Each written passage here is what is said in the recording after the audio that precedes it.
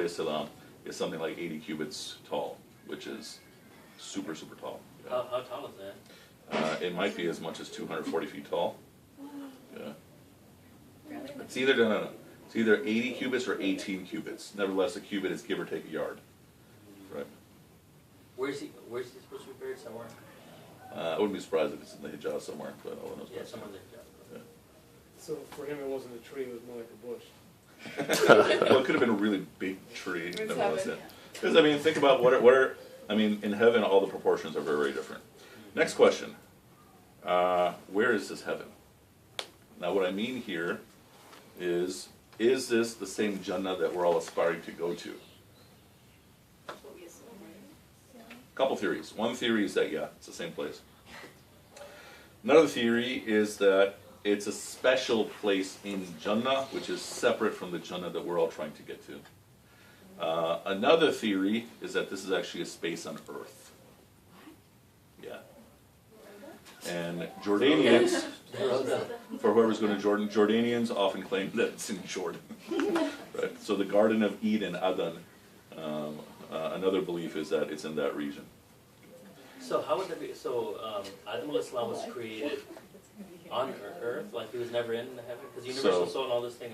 So it would be some special place, right? So Earth then is not the normal Earth as we have it. And another theory is that this special place where Earth and heaven meet. Right? So the part that we're about to read about going down would have different meanings in all those cases. Really? I'm not familiar with it. It could be.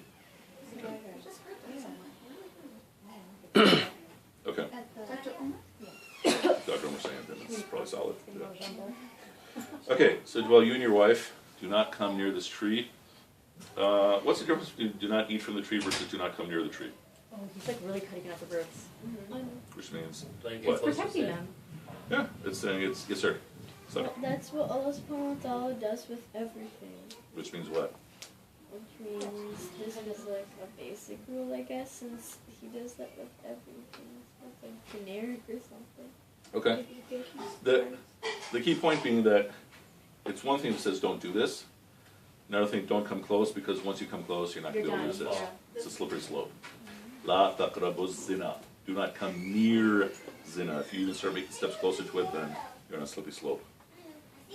Does it say that about most sins, or is it like, is it zina and then this shirk that happens, so it's like... Isn't it also about like alcohol too?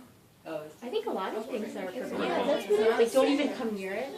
Alcohol's like there's benefit in it, but... But the final prohibition, I don't remember it saying don't come near it, but Allah knows best. Okay. So, ayah 36. فَأَزَّلَّهُمَا الشَّيْطَانُ عَنْهَا. So shaitan makes them slip. فَأَخْرَجَهُمَا مِمَّا كَانَ فِيهِ. And he expels them, removes from them what they were in. So this is understood a few ways. Some of your translations say like the happy state they were in. Because they went to the tree, something has been removed from them. The condition they were in has now been changed. So the common understanding is that now they've been exposed to themselves. Okay. وَقُلْنَا, and we said, إِحْبِتُوا, so go down, all of you, or plural. بَعْدُكُمْ لِبَعْدٍ عَدُوٌ. Some of you are for some of you enemies. So who are these some who are enemies of each other? Who's the enemy of whom here? Iblis is the enemy of mankind and vice versa. So this is the common understanding that the enemy is humanity against Iblis. But what about like? Yeah, I know what you're thinking. I know what you're thinking. Another understanding is that it's in the nature of this world that men and women are enemies of each other. This is another understanding. But isn't it about like doesn't mean of yourselves there's enemies? So ba'dukum, some of you, li ba'din adu. Yeah. So of yourselves could be everyone who's being sent down. So is there any evidence that Adam or Hawa went to the tree first and misguided the other? I don't know of anything remotely similar. So far, compare and contrast the Bible. What happens in the Bible? They're told don't go to the tree. And then the serpent comes along, tempts Eve, who then gets Adam to go to the tree. But then because of that, Eve gets punished. with two things. What are they? The pain of pregnancy, and she has to be submissive to her husband. Really? Wow. I love listening to the responses. Gia. Gia. Are you serious? Yeah. So It's they're usually also the other way around, right? I mean, it's like it's in the Desi wives are usually more similar to the way. Yeah, I won't make any comment at this moment. Okay. All right. So It's usually the other way around. notice who's sitting behind whom. Get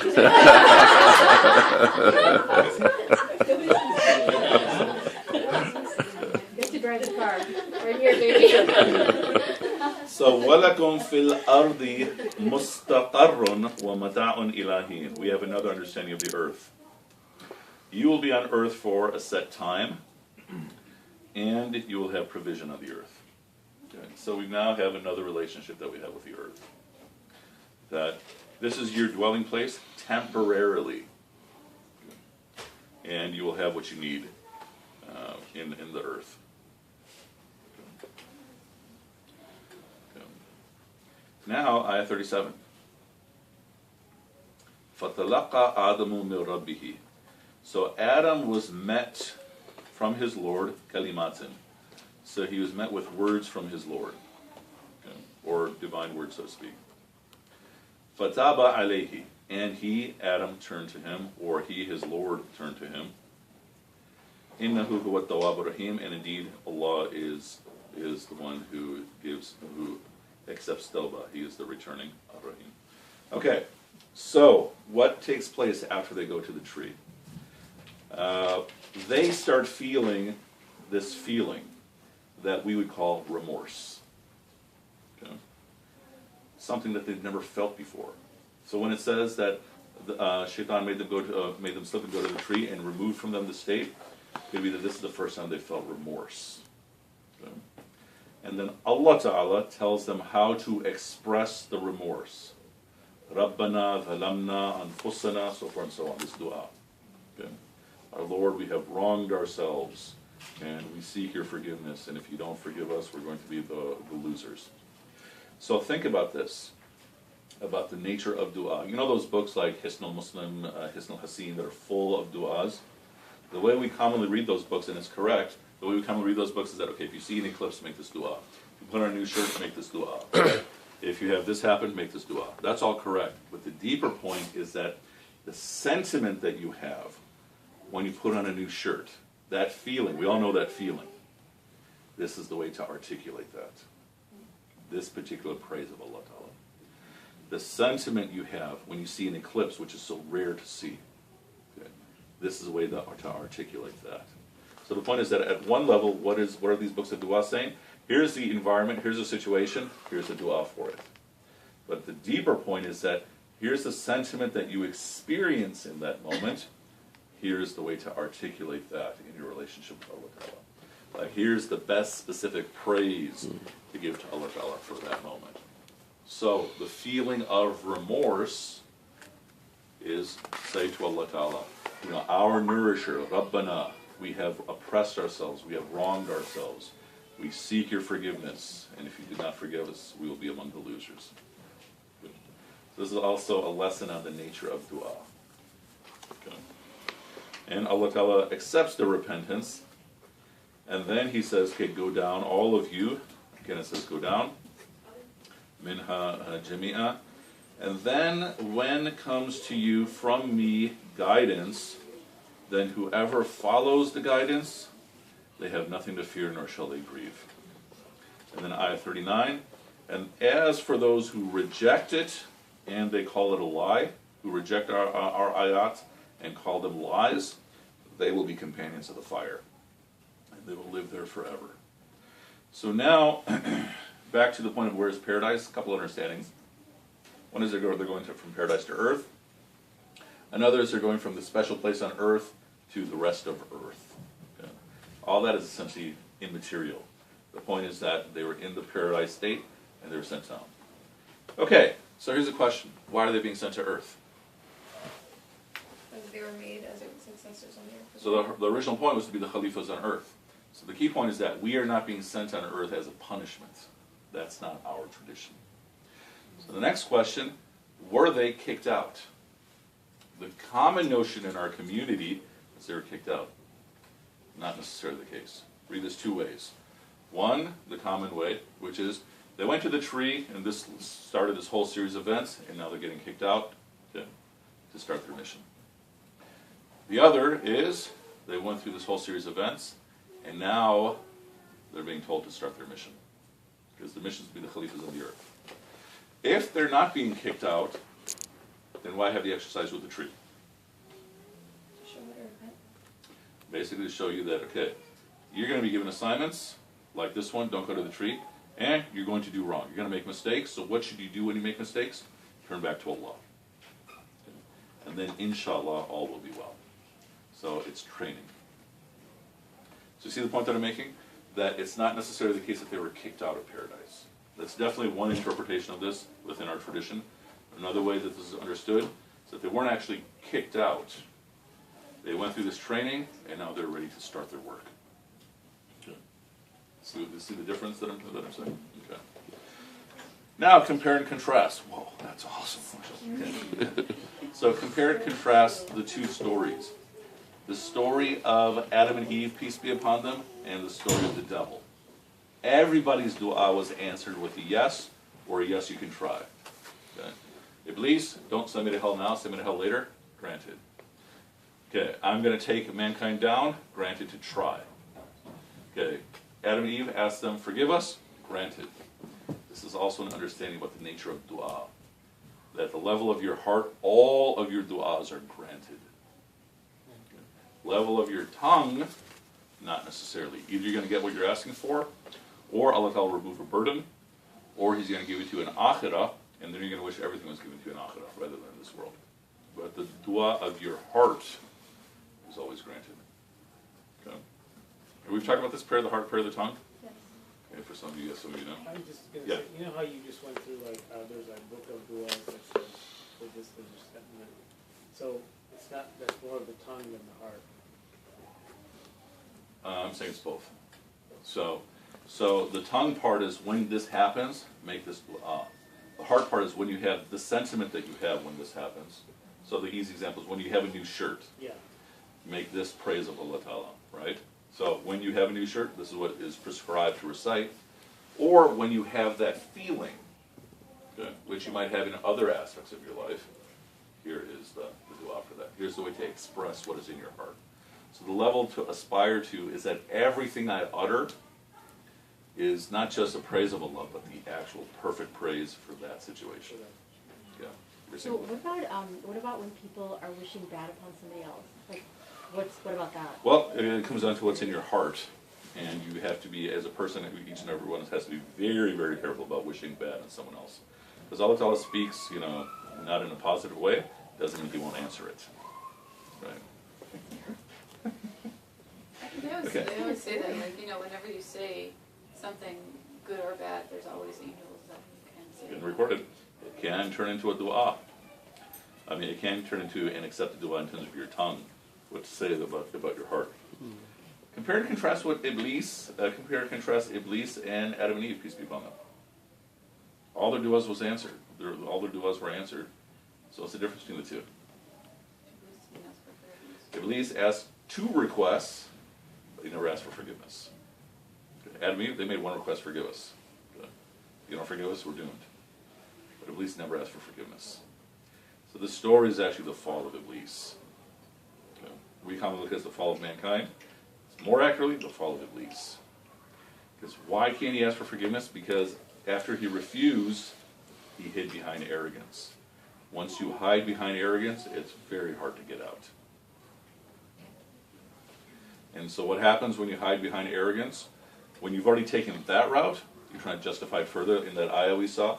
If that's not enough, then you're going to start accusing people of lying. If that's not enough, then you might even resort to violence just to protect your own situation. Because even think about the Quraysh. Why did they reject the Prophet, peace be upon him? We can give a lot of explanations. They didn't want to give up their idol worship. They didn't want to lose their wealth. They didn't want to lose their status. But you can respond to all of those. They didn't want to lose their status. Well, the Prophet, peace be upon him, was one of them. If he succeeds, then it is their success, right? They didn't want to lose their wealth. One of Rumi's books starts out with the Prophet, peace be upon him, having Numb of Parash as prisoners. Okay? And they're all crying, okay, we're doomed, and the Prophet starts laughing. And they're like, look, this is a sign of how bloodthirsty he is. And the Prophet says, I'm laughing because I'm offering you, all you have to do is believe. You're going to get all your wealth back and more. Okay? And you're also going to get paradise, but you're still refusing. And he's saying that for some people, I actually have to try to drag them into paradise. Okay? So the point being, at the end of the day, why did they reject him? It's probably something as simple as stubbornness. Okay? Beyond all the excuses of dunyawi reasons, the real reason is something as simple as that. And we mentioned before that even the Prophet, peace be upon him, submitted Surat Al-Kawthar in the poetry competition, wins the competition, and then they mark it with, could not have been written by a man.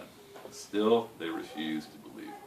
So a lot of times, like in Urdu we call zid, in Arabic did. Sometimes it's as simple as that. And that is why he is not seeking forgiveness. I have a question about Yes. hell. Like, what is our understanding of it? And then also, because like the idea of heaven is like pretty self-evident. Like, it's where Allah subhanahu wa ta'ala is. It's even in like the story of Adam and Eve, like it's like there. It's a place where Allah subhanahu wa ta'ala is with his angels and stuff like that. And I like hell. Like, I don't know if we understand like where it came. Why it was created and stuff like that. Okay, so the why, because that's always going to be that answer, right? So what are some things? The people who are running hell, so to speak, are angels. So angels of hell are running everything. When the Prophet peace be upon him goes on his night journey, Jibreel alayhi salam is taking him through. So he is seeing all the different levels of hell. Okay? And there's some places where he sees these angels that even frighten him, right? Because they're so, awesome, for lack of a better term, in their presence that even the Prophet gets frightened, right? And these are some of the angels of hell. And the punishments correspond to the crimes of the world, right? So, like, the Prophet, peace be upon him, sees these people who are getting axed in their stomach. And so, yes, well, what did they do? Well, these are people used to take from other people without right. And then, of course, in our basic culture, we have all kinds of stories, right, that kind of fit that. But essentially, the notion is that it's a very physical place, and you're going to recognize the punishments you're receiving as punishments, a'udhu billah, that you would receive based on your conduct in the world. So what is that saying? That think back to the things that I do consistently. Good deeds as well as bad deeds, and you will probably find consistency in your behavior. Right? And another key is that these are people who didn't ask for forgiveness, right? Or were not granted forgiveness. I don't know what else. Because I just want to compare it to like other traditions, I guess, and then. Okay. Well, one thing, can I Yeah. ask, in that same context, is purgatory. We don't have purgatory, yeah. We don't have anything like that. To my knowledge, we have nothing like Isn't that. What about great like the concept of you go to hell for, some people go to hell for a little bit, and Okay. then once they're purified or reach the level, they can then go to So heaven. it is unanimously agreed that at least some people are going to go from hell to heaven. So you're basically paying off what you have to pay off. Right. They go to heaven, and then there's a narration that all those people that are called the Jahannamiyin, people of Jahannam, they come in, and then they have these marks, and in paradise, people are giving them like inappropriate attention, so they complain to Allah Ta'ala, and He removes this mark, right? And so another way to think about is when we imagine ourselves in paradise and hell, we kind of think of like an alternate version of our personalities. Think of your personality right now. That's the person who's going to be in paradise, right? Just like if you get a wonderful job, you get a wonderful house, it's still your personality with gratitude.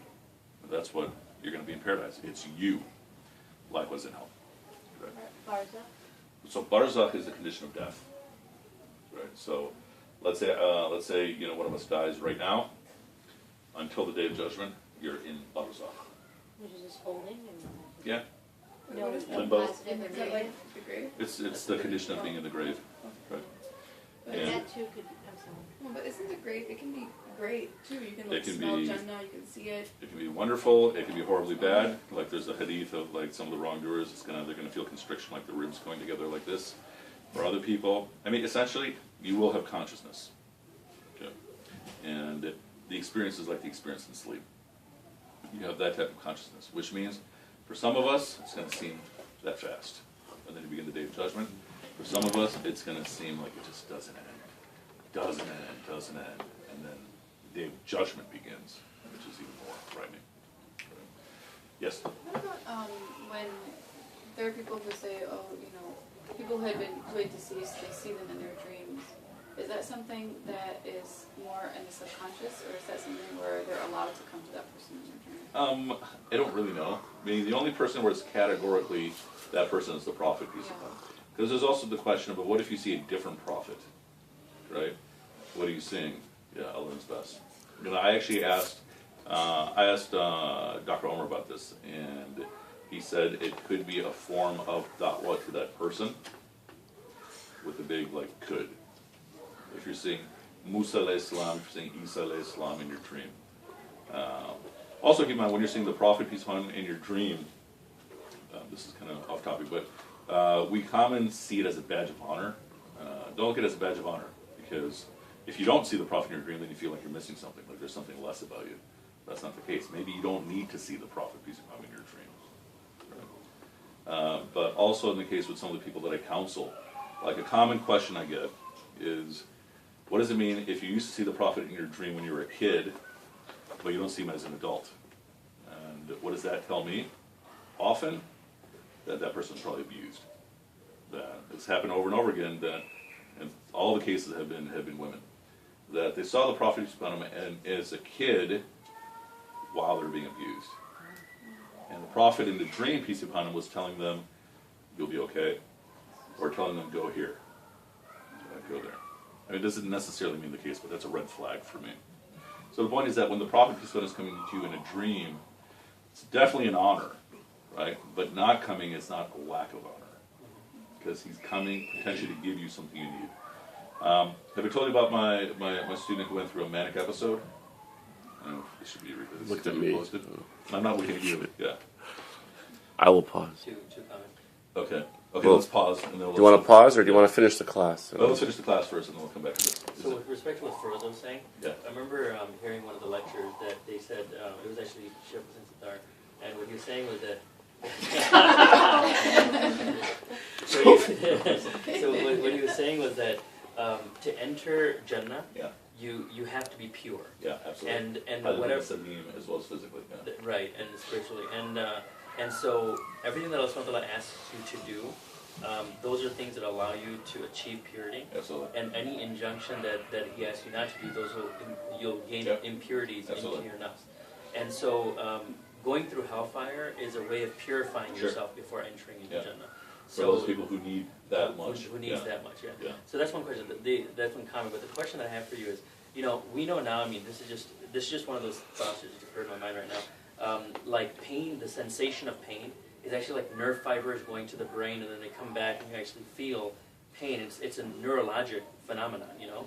But then it's a fleshy phenomenon, right? When we're talking about stabbing yourself, you know, and like what Prophet Muhammad sallallahu alaihi wasallam, we're created of clay. I understand all that, but like the clay part of it is going to be in earth, right? Because there's two parts of the human body, where there's the light, you know, which comes from the heaven, and there's the flesh part. And so the flesh part is what feels the pain. Okay. So in heaven, if it's the light part that's going back, how's that feeling, the flesh pain, you know? Are you saying about heaven or hell? Or, I'm talking about hell. I'm sorry. Hell, okay. So the bottom line answer is that it's because we're talking about hell, who knows how the rules apply. There are narrations that for some people, they're going to have all kinds of crazy punishments, like their skin being burnt and then regenerated. Yeah, right. But that sounds like flesh that's on earth. Sounds physical. Sounds Sounds physical. absolutely physical. But what came down when our soul got breathed into our flesh, the flesh was from the earth, it goes back to the earth, right? That's Yeah, but Yom Al-Qiyamah, we're going to be reformed I physically. understand that, but Right. our flesh is not going to go back to hean, I would imagine. It's the soul that How do you know? And Maybe. My question about like I have a question. Judaism, How will we enjoy like, our how 70 they think of virgins? heaven and hell? If we don't have our body. That's why. So, On that note, the women leave. Yeah. can you be in Go a ahead. true state of gratitude when you're not following all of what you should be doing? Is that a state of ingratitude to not be doing I that? wouldn't call it a state of ingratitude. So even like the nature of there are theological opinions about where is your iman when in the moment you're committing sin, right? So there's a whole spectrum of opinions. So one opinion is that when you're committing a sin, your iman actually leaves you, and then when you're done with your sin, then it comes back. But, Right. okay, so what if like it's a passive exclusion sin versus like okay, let me see, like something that's required and you're not doing it. So versus let's say I something don't pray. Right. Okay. Versus actually going and doing something that's sinful. I'd say those are two different things. Okay, so okay, because I just feel like does gratitude require that you're so great, like you feel so much gratitude that you're submitting to Allah subhanahu wa ta'ala? That would be a level to aspire to, but you can still have a quality of being grateful. I mean, the thing of gratitude is having levels too. So to get to the level where you're just motivated to serve Allah out of gratitude, that's a high level, right? I don't think it's an easy level to get to. But gratitude after the fact of something, I think is easier to attain, right? Alhamdulillah, this worked out. Alhamdulillah, alhamdulillah. As opposed to being in that constant state of gratitude, I think that's a very big level to get to. Yes, sir. Are you done? While we're on the topic of heaven and hell, this question came to me, and I think you've answered it before. Well, are we taught that every single person who is condemned to hell will eventually come to heaven? So there's a difference of opinion about that. So Can you say that question again? is everyone who's going to go to hell going to go to heaven? Eventually. Every person. In our tradition, in Islam, Are you saying every Muslim? every human being, every human being. The unanimous opinion is that some people definitely will go. That's unanimous. Oh, really? So some people will reside in hell forever, even if they're No, Muslim? no, no. The unanimous opinion is that some people will go. The question is everyone else, Will go what's going to to happen? heaven. So one opinion is that all Muslims are going to go in waves. So let's say you still have someone who's going to hell, but they still prayed. Then they'd go. And then the person who prayed a little bit, and then they would go. Or the person who just said Shahada once, then those people would go. So all ways. It would go where? From To heaven. From to hell to heaven. heaven. From it. Okay. Right? Then a common opinion is that all Muslims will eventually go. And there's also an opinion that all people, except for Shaitan, will eventually go to paradise, right? Even Munafiqs, huh? Even Munafiqs. And there's also an opinion that that maybe everyone's not going to go, but hell itself will cease to exist. Okay. I heard Yeah. that Well- this was like a lexical mistake, and it was like I asked this question yesterday, and then it was Imam Bilal, from Darul Hikmah. Yeah. Yeah, he said. Yeah, he said I asked him, is hell eternal? Because I had heard this. Khalid is not necessarily eternal in a dunyawi sense, but I'm sorry. Go ahead. Yeah, no, because I had heard that the certain word used was just an Arabic cultural word that meant a long time. How about that? Yeah. So I asked is it eternal, and he said yes, and that this whole thing that hell is not eternal came from Ibn Taymiyyah. yeah, and that it was a misconception that yeah. I mean, it's at the end of the day, all the conversation about the unseen is speculation, right? It's educated speculation. So, at the end of the day, does it matter if hell is eternal or not? But what matters is we don't want to be in it even for a second. Well, how about this? Let me hear your Yeah. thoughts on this briefly. So, it was actually a Sufi guy who's talking about the infinite, that by definition, because Allah's mercy is infinite, that even at a certain point, the infinite mercy of Allah will then touch Shaitan. And Shaitan will eventually go to Allah's Jahannam. best. So, I mean, just again, commenting on that yeah. thought. It sounds like it makes sense, but ultimately it's speculation. It's still speculation. Yeah, it is, right. Ibn Taymiyyah's argument, part of it is that his mercy overrides his wrath, so then therefore by definition hell cannot be eternal, right? Maybe it's true, Allah knows best, right? Last big point I actually want to cover at the end of this is they need have no fear nor shall they grieve. فَلَا خَوْفٌ عَلَيْهِمْ وَلَا هُمْ يَحْزَنُونَ. So if you believe, if you follow Allah's guidance, you need have no fear nor shall you grieve. What's the relationship? We've talked about this actually in the previous iteration of this course. What's the relationship between fear and grief? One psychiatrist. Who's the psychiatrist Fear here? is for future and grief Mashallah. is for past. Sorry? Yeah, Yeah. exactly. Fear is the future, grief is the past. Fear is your concern about what may happen, grief is what has happened. So what is the point here? You live in the moment. Right. It's so fear is external sources. So when that thing goes away, the fear goes away, the grief is inside your heart. Oh, that's pretty interesting. That's pretty deep I too. think Alia mentioned that, I believe, I think also. it's really interesting that the Muslim interpretation of like seize the moment is so different from the Western one, What's the difference? because it's like the exact opposite of Yeah, what It you're is. saying. It is. You know what I mean? Mhm. Because to live in the moment is to do the right thing in that moment and to maximize that moment without fearing the consequence of maybe, well, if I make this decision, it's the right thing in Islam, but maybe it won't lead to a better dunya future. Sure. You know what I mean? Versus, let's just party. Yeah. Seize the day. Yeah. So that's the last big point. YOLO. YOLO. Froyo. Ralph Lauren. Okay, I'm not. Okay. Any last questions or thoughts? I have a question. Yes. Does anyone ever think about like why all this is happening? Like why? I mean, I just feel like What is happening? like just like the fact that we were sent to Earth and we just go through all this stuff and it's like a whole like Allah's will. That's how he set up the system. I think the questions that you're asking about hell really like kind of clears a lot of things for you. But then also, I think this is like a fringe Sufi thing, and I know we're kind of not going that way, but It's fine. It's fine. I remember it was from like an undergrad class, and it was like this fringe Sufi, or I don't know if it's the. Which school is this? I'm not sure which school it was. No, I'm saying which undergrad? Northwestern. So who's the teacher?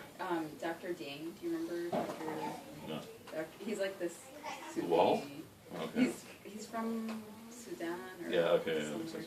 Yeah. But yeah, so he said that there's this belief that Sufi people, this fringe group, thinks that hell is really, people will finally understand that Allah subhanahu wa ta'ala is real, and that they were like lying to themselves this whole time, and that's like the burning that they're gonna feel. Mm-hmm. Yeah, it's not fringe. It is a common belief. Rumi even talks about this, that ultimately heaven is being in the presence of Allah, Right. Yeah. and ultimately hell is being disconnected from Allah. You even find this in some Jewish mysticism too. That's what. Yeah. Well, if you even read these two ayahs, I mean, it kind of says that.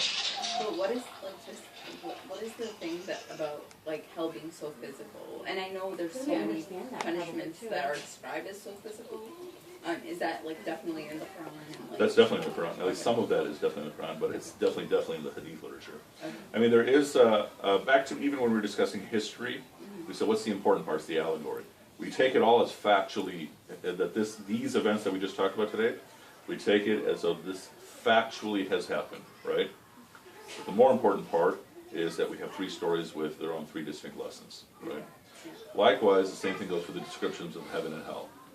The dominant, overwhelming opinion is that all those depictions are facts, literal depictions of heaven, literal depictions of hell. The more important part is the sentiment, the allegory, the lesson, right? So how is heaven described consistently? Physically, it's described as a place where your gratitude keeps increasing, that things keep changing for the better, that all the proportions of earth are different than the proportions of heaven, that it's beyond our imagination, right? And hell is what? Hell is a place of intense suffering where your punishment will be something you absolutely are tormented by.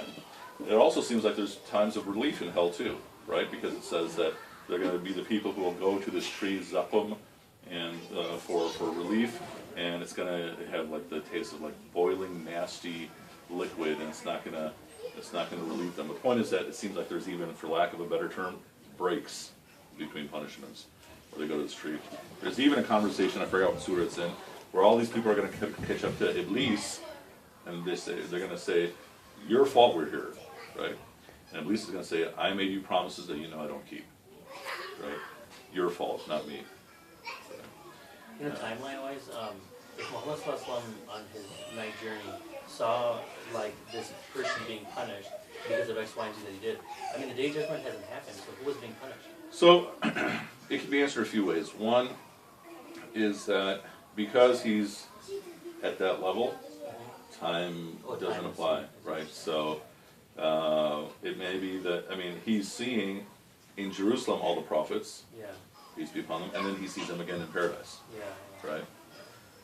So likewise, maybe he's seen many of us. There's definitely narrations where he sees the rewards that some of his Sahaba are going to get, but the Sahaba are not yet there, right? So it's just hard to say. Yeah, time just doesn't exist. Right? It's just different rules of physics. Yeah. Yeah. There. One thing that I learned, or actually I don't know if I learned this, somebody was telling me this, that the highest state of Jannah is just like having a true knowledge and understanding of Allah subhanahu wa ta'ala, which I thought was You're in pretty his amazing. presence. Yeah. Like it's Being just in like you presence. truly like get it, you know? Yeah, no, And that's Allah what it is. unveils and you Yeah. see him. It's about knowledge, that's what I thought it was. Sure. I mean, think of knowledge as your primary way of interacting with everything, right? If I don't know something exists, it could be right in front of me, and theoretically I could almost not Not see it. reality, right. That's in the front, right? As in, you know, Maybe. this is what you aspire to, that Allah will lift his veil and But I don't think it's I necessarily like don't a remember physical exactly thing. what. Okay. My understanding was that like with your mind and your heart you understand it. It's not like, oh, now I see Allah subhanahu wa ta'ala, but like truly that's the piece of your heart and your mind, you know? Michelle, sure. I was going to ask, you know how you said man's purpose is to be the caliphate Yeah. on earth. And did the creation of jinn have a purpose? Yeah, and angels are to glorify Allah, with no question. They So, have a purpose beyond to that, jinn besides you the know, story of Shaitan? You know, the passage, I did not create humans and jinn except to worship, right? So that is the ultimate purpose, is to worship. Part of our worship is obedience. Part of obedience is to be the khalifas, right? Whereas jinn, Allah knows best. Yeah. I'm not aware. But Prophet Muhammad Sallallahu was a prophet of the jinns too. He's prophet of Alameen, so he's also the prophet of all the aliens too. Yeah. There in the same ayah it says, وَمَا خَلَقْتُ الْجِنَّ وَالْإِنسَ إِلَّا لِيَعْبُدُونَ. Yeah. Jinn and ins both have to obey Allah. I mean, both are to obey Allah, Yeah. but jinns may not have to be the khalifa. Khalifa, Yeah, okay. yeah, that's what we're saying. Yeah. So maybe the aliens are coming for the But if Quran. aliens don't know about Islam, then what? So there's an interesting story that